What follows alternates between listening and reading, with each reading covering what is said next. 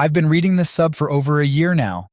Funny enough, it was my wife, Linda, who suggested it. She's always been concerned that I never really opened up about how her affair hurt me and changed me, except when talking to her. She worries, I think, that I might secretly hate her for it. I don't.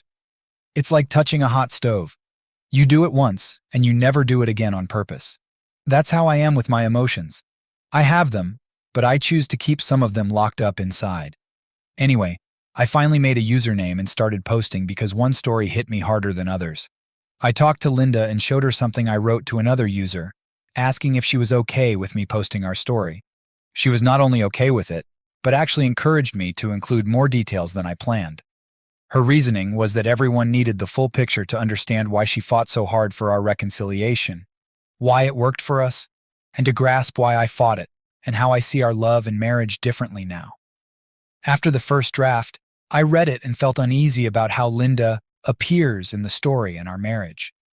While she had no problem with the story as written, I decided to add this up front. Linda has become an incredible wife, mother, and woman. She holds a professional degree and is well respected in her field. She suffered greatly too, mostly due to her own actions and from me during reconciliation. She's been through the fire and came out strong as steel. Her betrayal was devastating, but the circumstances surrounding the affair ultimately allowed me to forgive her. Not excuse her, forgive her. I lost a part of the good in me by going through this pain. In contrast, she came out better. Sometimes I resent that, but then I see the positive impact she's had on my life over the 23 years since, and it's okay. I'm writing this chronologically. Obviously, I wasn't aware of some events until later. The details come from Linda's writings for therapeutic reasons, which she also used in our reconciliation. We still have the notebooks and plan on burning them on our 50th wedding anniversary. Background. We got married when we were both 20. After about a year, I decided to go back to school part-time to finish my degree. We had a child, and I felt the pressure to finish my degree. Our son had just turned 2 when I started my last year of college. I only needed 2 semesters. In September 1993, my schedule was as follows. Part-time job from 3 a.m. to 7 a.m., store stocker. Full-time job, police department administrative. 8 a.m. to 5 p.m., school on Tuesday nights from 5:30 p.m. to 10 p.m., and school on Saturday from 8 a.m. to 2 p.m. Linda was a nurse's aide at a local hospital, working from 8 a.m. to 3 p.m. My mother took care of our son. School, both our jobs, and my parents' place were all close. No more than a 10-minute drive from one another. We had as good a setup as possible for what I was trying to accomplish. D-Day. The weekend before D-Day, Linda and I had been fighting nonstop. It was the spring of 1994 and finals week for me. If I finished my papers and passed my finals by the following Sunday, we'd be celebrating my bachelor's in science and finally ending this grueling 8-month schedule. But Linda was upset because I wouldn't take time off from studying to take her and our son somewhere. She had been complaining about my work and school for a while, and it had gotten so bad that we stopped having sex 2 months prior. That Monday evening, I was fact-checking a research paper I had completed Saturday, which was due Tuesday evening, and she kept picking fights. Finally, I told her to shut up and quit acting like a child. She stared at me and boldly announced, "I hate you, and I am in love with someone else." Just like that. I was stunned. We argued for about an hour until she confessed what had happened earlier that day at lunch. It turned out that for the past 2 months, Linda had started an emotional affair with a janitor at the hospital. It began with him complimenting her and always showing up whenever she turned around. This escalated to eating lunch together in the cafeteria and regular sessions of bitching about me to him. They moved the bitch sessions to the car about 2 weeks prior. She later admitted to kissing him twice during that time. But today, it had turned into a full makeout session, ending with her giving him a hand job while he fingered her, and then proclaiming their love for each other. Hearing this, I basically broke from reality. I disassociated from everything. I'll delve into my thought process that night later. In the meantime, here's what Linda wrote about that moment. It was strange. When I told him what we had done, I was fully prepared for some type of outburst. He just looked at me with the most horrible pain you can imagine. Then it turned into something I can't describe. It was blank. He turned around, walked to the bedroom, and quietly closed the door. I remember getting mad then. The bastard wouldn't even fight for me. I just knew at that moment I had made the right decision, and everything was going to work out. I did it. I was breaking free of the man who had been ignoring me all these months. I returned to the living room with a suitcase, walked past her, and out the front door. I remember her repeatedly asking where I thought I was going. Running home to Mommy was one I remembered. I placed the suitcase in the driveway, went back in, grabbed her purse, and held it out, telling her to leave. This shocked her. She refused. I gently threw her over my shoulder, walked out the door, and set her on the hood of the car. Her shock allowed me time to get back into the house and lock the door. She tried to get in, but I held the deadbolt, and she eventually left to stay at her parents'. She told them we were separating, but not why. That was a long night. I called both jobs to let them know I had a family emergency and wouldn't be in the next day. At some point, I fell asleep. Tuesday, D-Day +1. I woke up at 7 and immediately started planning how to minimize contact with my soon-to-be ex-wife, STBX, Linda. I called my mom to ask her to keep my son, as she was worried since he wasn't there yet. After that, I made a list of things to accomplish that day and got to work. First, I dropped off my son and explained to my mom that I'd need to talk to her at length later that day. Then, I went to the office of a family lawyer friend. He had gone to school with my dad, and I'd known him all my life. I explained I wanted to file for divorce as soon as possible. He listened and suggested I think about it for a while, but I was adamant. He said he could have the papers ready by the end of the day. I told him I would pick them up and file them with the clerk's office myself, since I dealt with this type of thing at my job with the police department. Next, I went to get new locks for the house and stopped by the bank. I emptied and closed both our savings and checking accounts. I placed half the money in an envelope, then stopped by my sister-in-law's workplace and gave her Linda's half. I told her to inform Linda not to contact me and that this was her half of the money. I also told her I had canceled our only credit card. Back at my mom's, I told her everything, and she and my little sister came up with a plan for my sister to stay at my house and watch my son while I worked and went to school for the rest of the week. I went home, changed the locks, and spent the rest of the afternoon cleaning and playing with my son before going to school. Meanwhile, Linda decided not to go to work that day. She contacted the janitor and told him what had happened. He was sympathetic and invited her over to his house that evening to escape the stress. More on this house later. Long story short, she went and she slept with him. Here's what she wrote about that night. He fell asleep afterward. I remember being so excited at the beginning, but during and afterward, it began to feel wrong. Since he was asleep, my mind began to wander. I thought about Greg, me, and how he had made me do this, pushed me to find someone else. I got up and left. On the drive home, I began to remember the first time Greg and I had sex. We were each other's first. I broke down and thought about how disgusted I was with myself. Then I got mad at Greg all over again. It was really a sick cycle. I wouldn't face the responsibility of how truly horrible what I had done was. I convinced myself it was his fault. Wednesday, D-Day +2. That day began as usual. I went to work, came home, showered, and had breakfast with my son and sister. Linda called and wanted to make arrangements to see our son. She was cocky and spiteful on the phone. I told her I would meet her Sunday at 1 p.m. so she could spend time with him at a local park. She wasn't happy with that and wanted him for the weekend. I said no. She knew keeping him at the house solved the babysitting issue for now. Both her parents worked. So she didn't push it further. She slammed the phone down. I went to work at the PD and, at the first chance I got, went to the clerk's office and filed for the divorce. Later in the day, I was notified by a girl I knew there that the papers were ready to go to the sheriff's office to be served. I called a deputy I knew, told him the story, and asked him to serve them to Linda at work. He agreed to do it the next day. Linda returned to work, and her janitor came by her station to chat throughout the day. They couldn't eat lunch together or meet that evening because he had something with one of his kids. He had told Linda earlier in the affair that he was divorced and had 3 kids. After work, she went to her parents. Later that night, she called me 3 times, and each time I hung up after finding out it was her. Caller ID wasn't common back then in our area. Thursday, D-Day +3. After another long night of grieving, my day started like the one before. I went to work. After arriving at my second job, I received a call from the deputy who was going to serve the papers. He told me he'd get there around noon. I explained that would be fine, as Linda's lunch hour was from 11 a.m. to noon. I sat at my desk trying to work, but I was antsy and went to the restroom at least 3 times until I finally threw up. I calmed myself and kept reminding myself it was the right thing to do. Thankfully, I hadn't heard from Linda so far. 11 a.m. Linda met the janitor for lunch. They retired to his car in the parking lot and had sex. Classy. They cleaned up, went back inside and grabbed something in the cafeteria for lunch. Noon. Linda returned to the nurse's station on her hall with the janitor and started talking to the RN in charge of the hall. 5 minutes later, the deputy walked in.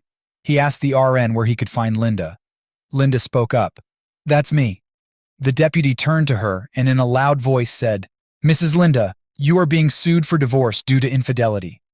Linda fell to the floor. Here are her words describing what happened. "When I heard that, I felt this massive wave of shame and guilt. It hit me that I had destroyed my marriage, that Greg was really going to divorce me. Some stupid part of me really believed that he wouldn't do it. I thought this was just another argument I was trying to win. Really sick thinking. I remember the deputy physically picking me up and putting me in a chair. There was screaming. It was me. Anne, the RN, was trying to calm me down. Tom, the janitor, tried to grab my hand and I punched him. He turned his head, and the punch landed on his neck. I scratched him as he pulled away. Anne said I was yelling at him, that he had ruined my life.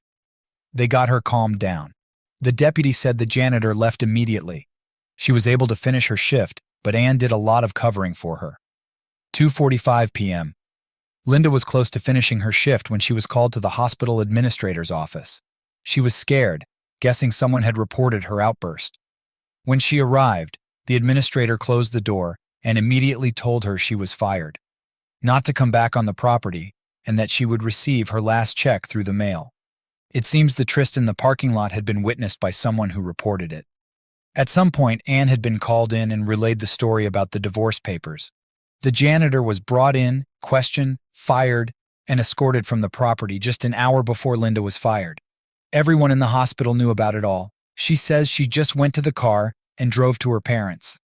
At this point, they still didn't know what was going on, just that she and I had split up, and it appeared serious. 5:30 p.m. I was eating supper with my son at home. My sister was out with friends, and we were just spending time together. The deputy had relayed the events from earlier, and I had gotten quite a bit of satisfaction knowing the reaction. The janitor being there was just blind luck. I was surprised Linda hadn't been arrested for assaulting him, but hey, you can't have everything. Then there was a knock at the door. Standing in front of me was a lady about 5 feet tall and enormously pregnant, barely able to stand straight. She asked for Linda. I explained Linda no longer lived there and wouldn't be returning. She asked if I was her husband. I said soon-to-be ex-husband, and that I had served the papers today. She said she was Deborah, the janitor's wife, and she was pregnant with their 4th child. I let her in to sit down. She explained what had happened earlier, how her husband and my wife got fired and the circumstances surrounding it. I felt like throwing up. Who the hell was this psycho bitch I had married? She also explained about the house where my wife met him. At that point, I would have murdered him in cold blood right there if I could have found him. Not for my wife, but for humankind in general. This guy was a piece of shit. Again, more on the house later. She asked where Linda was, and I explained she was with her parents. I gave her directions after she assured me she only wanted to talk to Linda and let her know the truth. My son was still in his chair at the table, visible from where we sat in the living room. She commented on how wonderful of a father I was to take on the care of my son alone. She then got up and left. 6:30 p.m. My father-in-law answered the door, and Deborah asked to speak to Linda. Thinking she was a friend, he went and got Linda, who stepped out on the porch to speak to her. Deborah told her who she was and that she wanted Linda to know the truth about the janitor. Deborah and the janitor were still married and living together. She was 8 months pregnant with their 4th child. Linda was upset and crying, apologizing over and over, but it got worse. You see, the janitor and 2 other guys at the hospital were playing a game. The goal was to see how many married women they could sleep with in 90 days. Up until Linda, the third guy was leading with 3. Linda was the janitor's third. And the night he had the thing with one of his kids, he slept with a 4th woman. Deborah said that lady had been married 25 years, and Deborah was informing her husband next. It was their neighbor. The house was a place they rented to take the women. Deborah found out about this 2 hours after the janitor was fired. He came home high and crying, confessing everything in an attempt to work it out. Deborah left with the kids and told Linda she was leaving him. Then she squared her shoulders, slapped Linda hard across the face, and called her a stupid cow. Linda was stunned. Deborah told her she should be ashamed of throwing away her family. She mentioned how she had been at our home an hour ago and watched a loving man feeding his son all alone because his wife was a stupid, selfish whore. Linda lost control, crying, and Deborah walked away, got in the car, and left. My in-laws checked on her after hearing the car drive off. She was basically catatonic. They got her inside and were discussing taking her to the emergency room when she began talking out of her head. My father-in-law thought she was on drugs or something.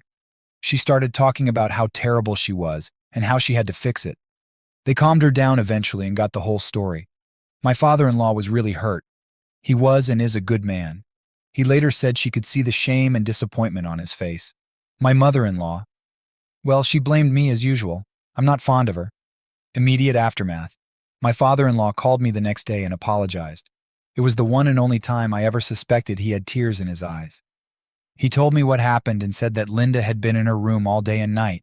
I told him about the appointment Linda had to meet me on Sunday at 1 at the park. He said okay and hung up. I worked Friday and went to school that Saturday. By the end of the day, I found out I had passed and would receive my degree. Bittersweet, but I had made it. My parents celebrated that night with extended family coming over and cooking out. I have a great family. No one brought up Linda. The next day, I did not hear from Linda at 1. I chalked it up to a blessing, something I could use in a custody hearing if needed. At 3:30, her father called. He said Linda was still not responding coherently and just walked around in her bathrobe with this notebook in her hands, not letting go of it. She hadn't bathed in days and only ate sparingly. He was worried and tired, afraid to sleep in case she hurt herself. He asked me to come see her. I declined. I couldn't feel anything for her. I told him to get her some help and that I would let her see our son when she could get herself together. I really felt nothing for her. That first night, I had gone through my own trial by fire and came out stronger. More on that later. I was not going to care about this person ever again. I did not hear from her or her family for 2 weeks. Reconciliation. 2 weeks had passed since I last spoke with my father-in-law. During that time, I had quit my part-time job and was actively looking for a new one. I had plans to get my MBA but wanted to take a year or two to settle into a new job. My son was asking about his mother, and I could only comfort him.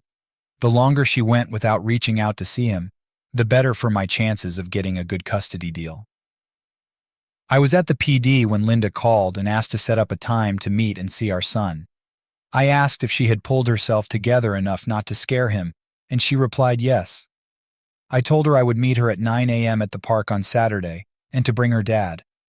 I did not want to meet her alone. My mother went with me. When I saw her, I knew I had made the right decision to limit her contact to only 2 hours. She was a mess. She had lost a lot of weight, wasn't wearing makeup, and smelled like ivory soap. No perfume or deodorant or any of those feminine smells I always associated with her. I found out later her mother had bathed and dressed her. Linda was not able to function completely yet. Park meetings lasted about 3 weeks, and I extended them to 4 hours and included Sundays too.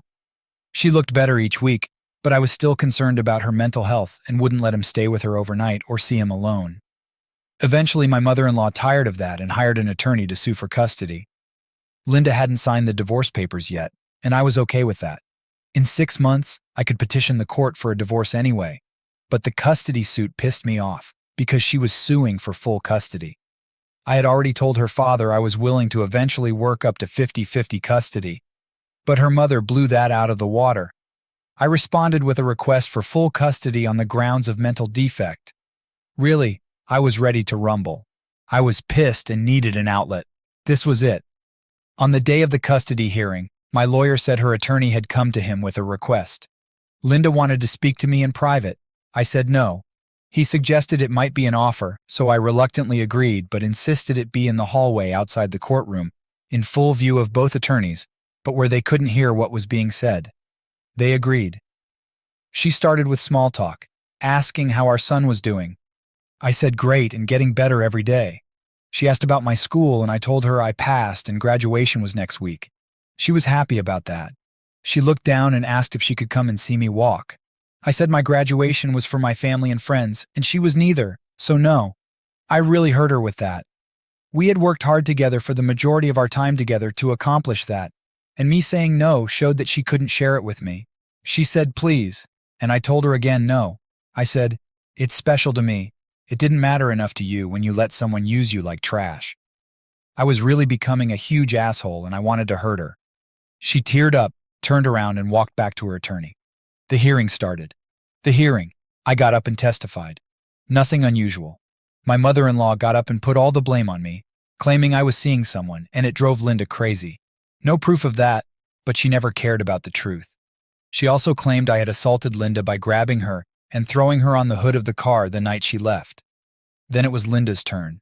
She began answering questions from her lawyer but stopped after about the third one. She asked the judge if she could say something. He told her she might want to confer with her attorney first, but she declined. He said, go ahead. Here are Linda's words from her notebook. I remember how sad I was after the hearing started. I listened to Greg give his side of the story and how he had taken care of Jake, our son, all these weeks. I needed to make this right. I sat there listening to Mom and I knew she was lying to protect me, but it was just another lie on top of a lie. I had enough. I had to fix this.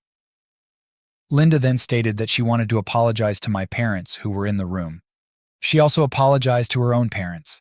She looked at me and said she knew that right now, I hated her more than anyone in the world.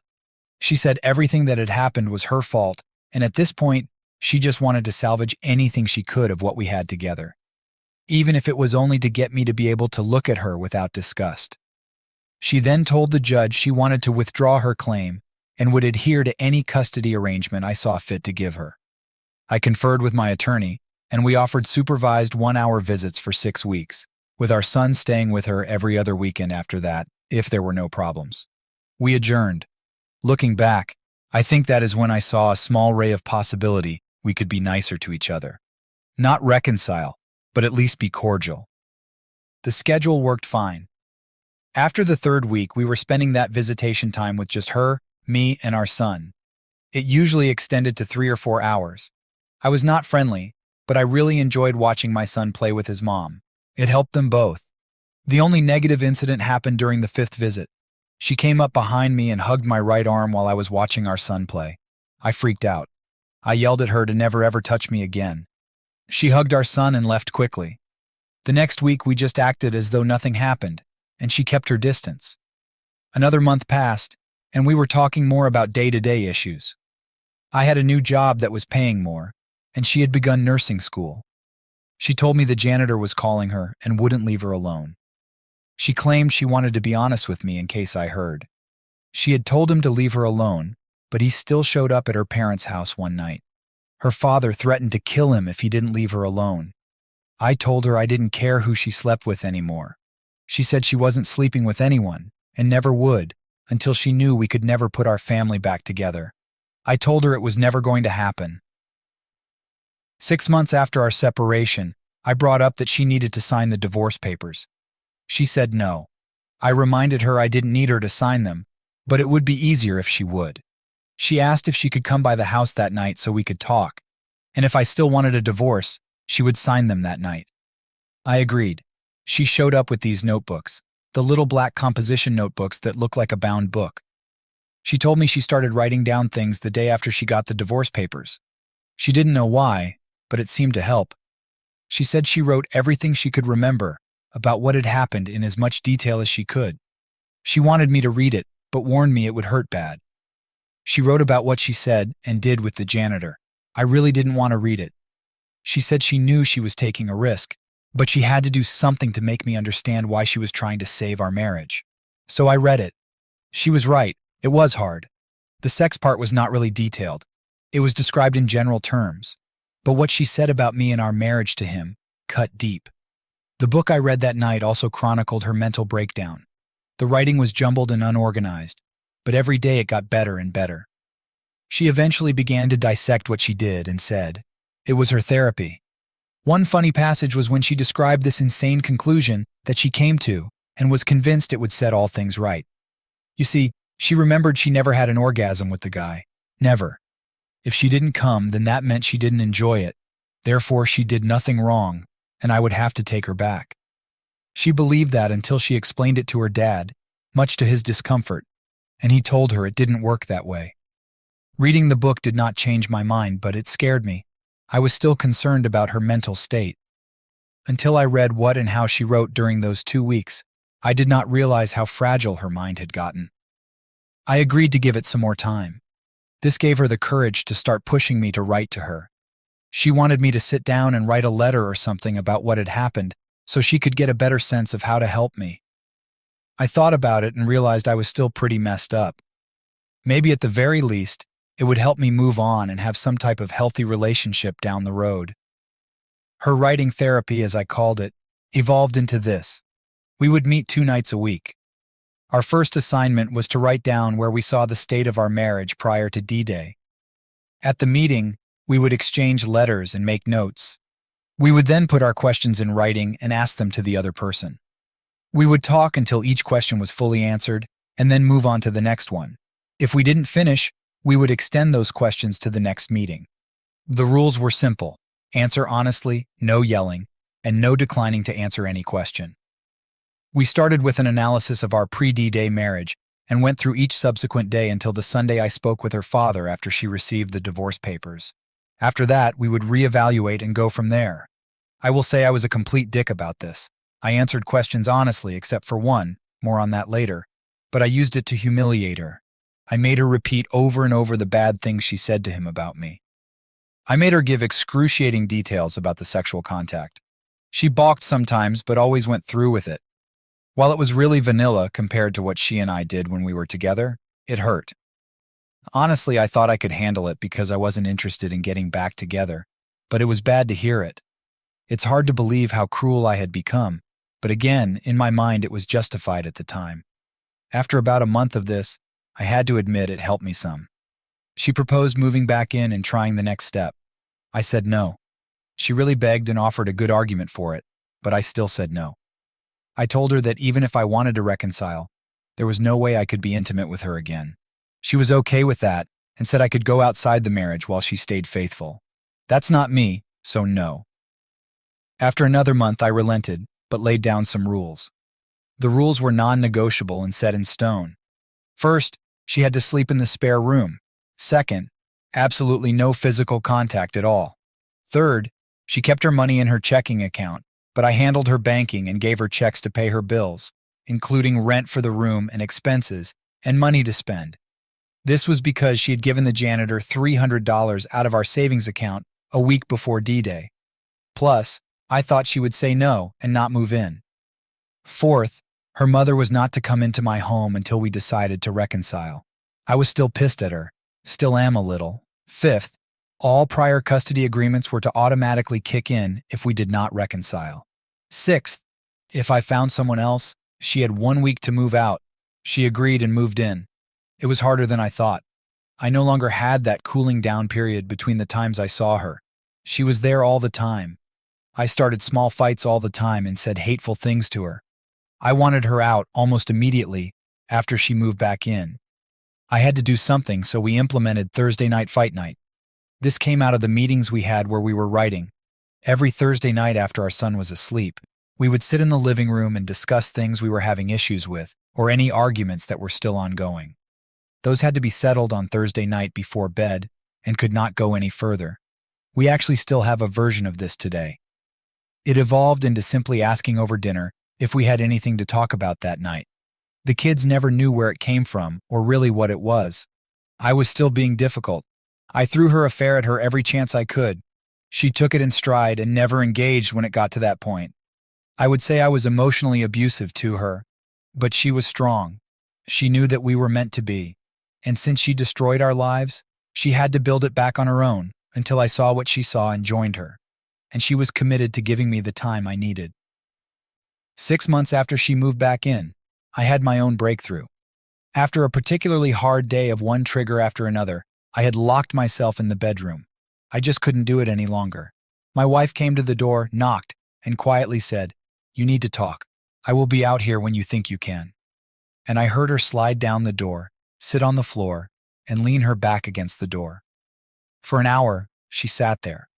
It was almost midnight when I opened the door. She asked me if she could come in, and I told her no and said, "Let's go to your room." We went to her room. She sat on the bed, and I sat in a chair. And I finally told her what had happened after I kicked her out the night I found out about the affair. Flashback to the evening of D-Day. After she drove off, I spent a lot of time in my son's room just watching him sleep. I went to my desk, retrieved the checkbook, my bill ledger, and a copy of the life insurance policy, and put them in plain sight on the kitchen table. I took a shower, then went into the bedroom, got my shotgun down from the shelf in the closet, and laid it on the bed.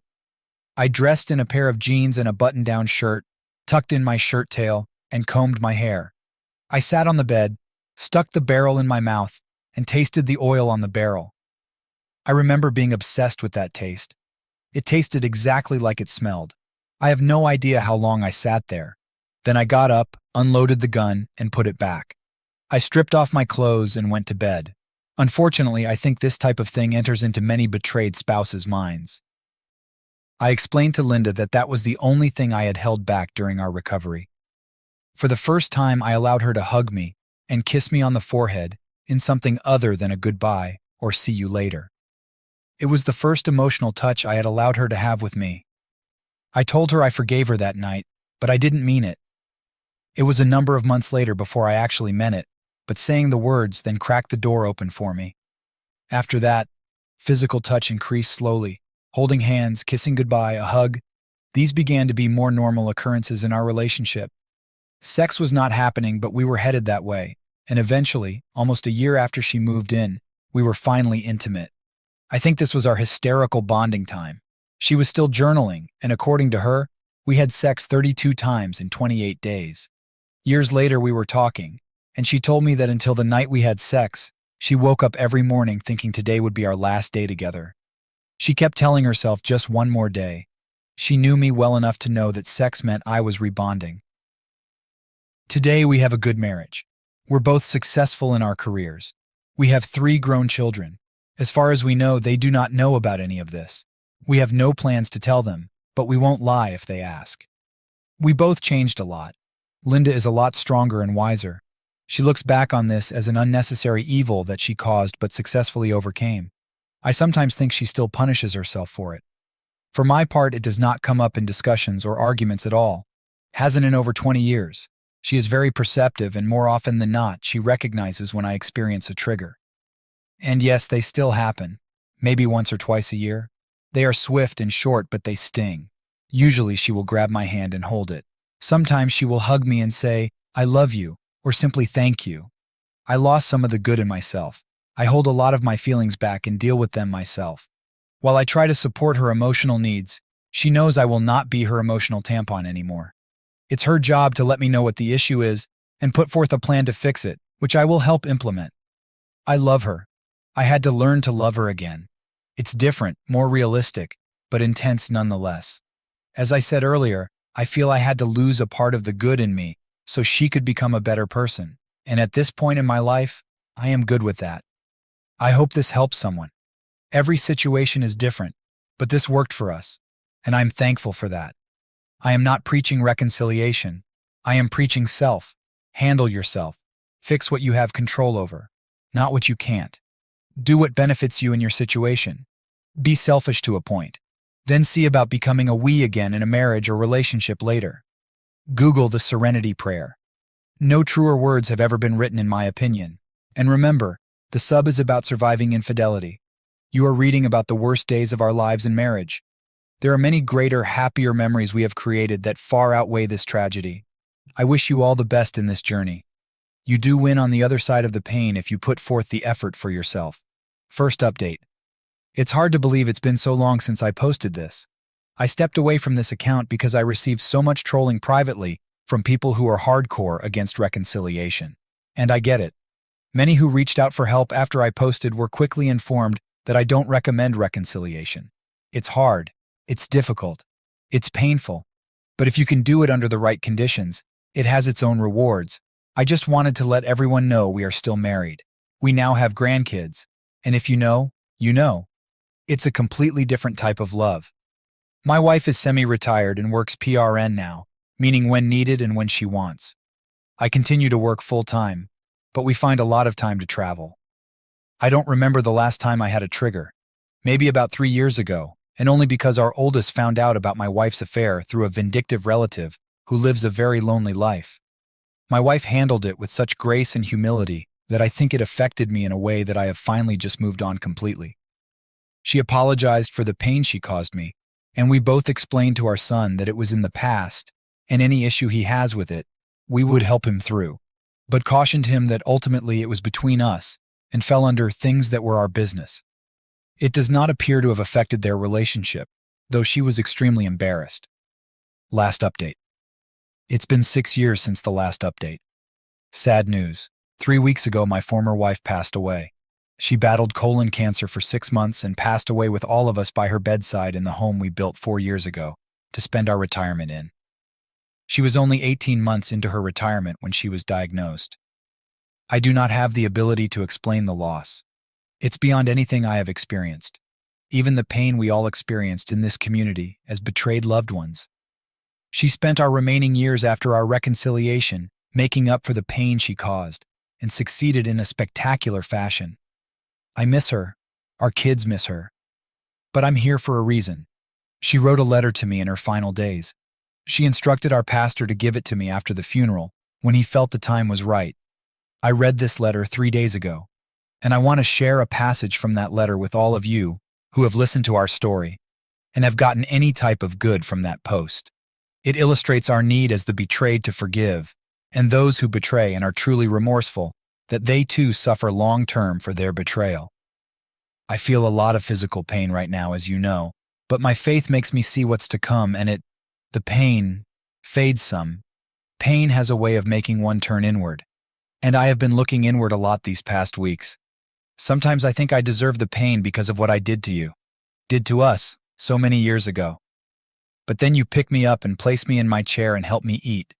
You bathe me, hold my hand, play your guitar while I lose myself in my memories. I realize this pain is a gift. It's allowing me to experience the essence of love at its purest form. Your true forgiveness for what I did. Because only true love and forgiveness is reflected in your actions as you take care of me. I love you so much. There was a lot more, but I wanted to share this with this community and thank you for being in our lives, however tangentially. And I love you too, Linda.